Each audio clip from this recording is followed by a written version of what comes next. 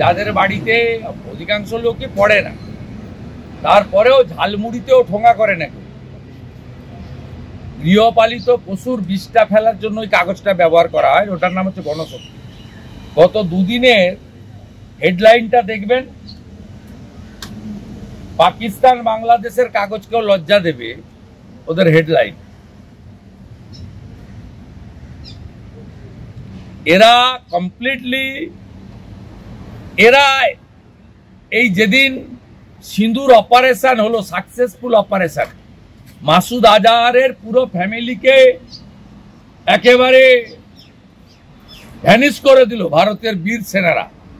100 kilometre ভিতরে ঢুকে মারলো, 100 kilometre. This is first time.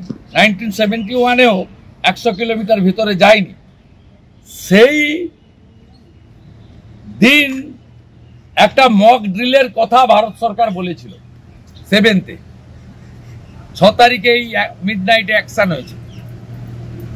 আপনি মক ড্রিলের ডিক্লেয়ার করার পরে সিপিএম এর ওই মালগুলো তো টিভিতে থাকে, আপনারা ডাকেন বলে,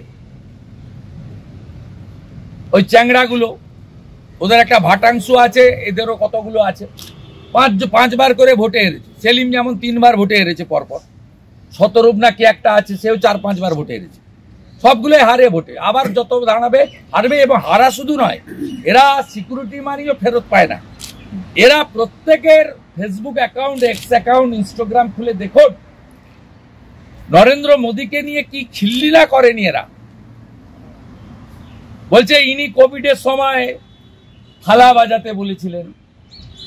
কি বাজে ভাবে 6 তারিখে ওদের পোস্টগুলো দেখুন, নোংরা ভাবে ভারতবর্ষের প্রধানমন্ত্রীকে আক্রমণ করেছে। তারপরে 7 তারিখ থেকে মুখ চুন হয়ে গেছে, মুখ বন্ধ। ইনসাফ মিছিলও পাবেন না, তেরঙ্গা মিছিলও পাবেন না। প্যালেস্টাইনে বোম পড়লে এক্ষুনি মিছিল বের করত। অতএব সার্জিক্যাল স্ট্রাইকটা যেমন ওখানে চলছে, 26-এ বেঙ্গলের ভিতরেও এই ভারত বিরোধী টুকরে টুকরে গ্যাংয়ের উপরে সার্জিক্যাল স্ট্রাইক করা উচিত।